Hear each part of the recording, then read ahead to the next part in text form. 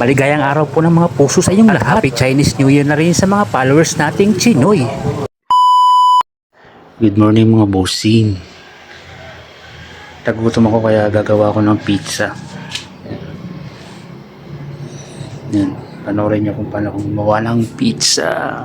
Mga bossing, isang pagbati ng matagumpay na araw sa inyong lahat. Babahagi ko naman sa inyo ang mga kaganapan ko ngayong araw. Kanina pala pagising ko, gumawa ako ng pizza. Ito yun na nga po ang almusal ko kaninang umaga. Bukas nga may pasok na naman kaya busy na naman po ako mga bossing. Del Monte mga bossing. Bago yan, titikman muna natin kung diba?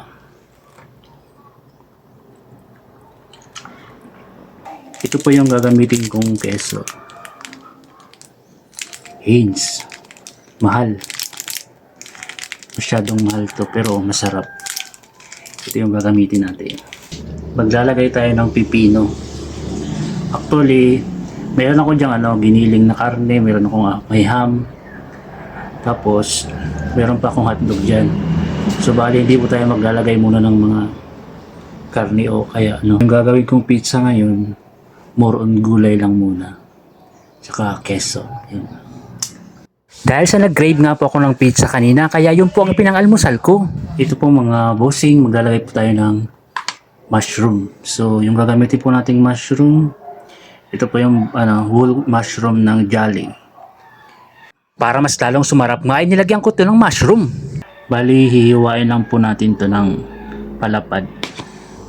Yung isang piraso nga ay hiniwa ko sa apat para mas maraming tignan kapag tinappings na. Yan na nga po mga bossing, naka-ready na po yung mga pang toppings natin. Ito na nga po yung mga kasangkapan. Bali may bell pepper po tayo, may pipino, may mushroom, at may pineapple tidbits. Hindi mawawala ang keso para mas lalong sumarap. Bali nilalagyan ko na nga po ng sauce ang ating dough. Nagyayad na nga po ako ng keso. Bali ang inilagay ko pong keso dyan yung pong madaling matunaw. At pagkatapos nga inilagay ko na pong mga toppings sa gulay. Minekos-mekos ko nga lang po ang pagkalagay ng mga toppings dyan. Ang pinakahuli ko ang nilagay ay pineapple. Kapag gagawa kayo ng pizza, depende na sa inyo kung ano yung pagkakasunod-sunod ng mga toppings. Kasi ako kapag gumagawa ay minemekos-mekos ko lang. Kaya na nga po isinalang ko na sa maliit na oven. Kapag gumagawa talaga ako ng pizza ay diyan ko na nga po sinasala. Habang niluluto ko nga yung pizza ay gumawa na po ako ng panibagong pizza ulit. Dalawa po kasi ang dough na nabili ko kaya ginawa ko na pareho. Dito naman nga po sa isang pizza, iba naman po yung panimpla ko. Bali nilagyan ko nga po yan ng paminta, may hot sauce din. Inilagay ko na yung mga toppings natin mga bossing. Diba nga rin po yung pagkakasunod-sunod ko rito ng mga toppings. Doon nga sa una kong ginawa ay nauna po yung keso. At dito naman po sa pangalawa ay pinahuli ko na po yung keso. Bale inubos ko na nga po yung keso dito sa pangalawang kong ginawa. Cheese overload na nga po yung pangalawa kong ginawang pizza. Sura pa nga lang talagang masarap na. So yan na nga po mga bossing, luto na nga po yung unang pizza ang ginawa natin. Bale hahanguin ko na nga po ito mga bossing para maisalang ko na po yung isang pizza. Medyo toasted na nga po yung pagkakaluto ko ng dough nito mga bossing. Nagutom na nga ako bigla nung pagkaluto ko niyan mga bossing. At ayan na nga po yung pangalawang pizza, isasalang ko na nga po. Mukhang mapapalaban talaga ako sa pagkain ko nito mga bossing. Yung unang pizza pa lang iniluto ko mga bossing ay binigay ko sa kapatid ko. Bali pinaghahati-hatian na lang po nila yung mga busing. Yan na nga po, luto na po yung pangalawang pizza. Naku, sarap naman. Gutom na talaga ako. Binigyan ko lang si mama ng 3 slice tapos sa akin na po yung lahat na natira. Paano yung mga busing? Kakain po muna ako ha. Sa mga natatakam dyan. Hayaan nyo sa susunod at gagawa ko ng marami para matikman nyo rin. Plano ko rin kasing ibalik yung pagnenegosyo ko ng pizza. Dati kasi gumagawa na talaga ako nyan. Natigil nga lang po mga busing.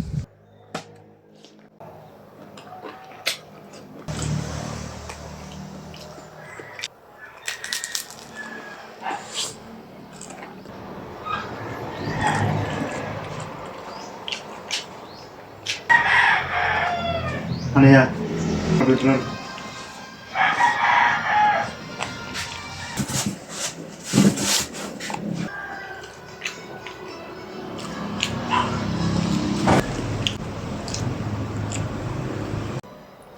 Andiyan eh, may kumalo na. Nasaan pa? Kumalo sa'yo.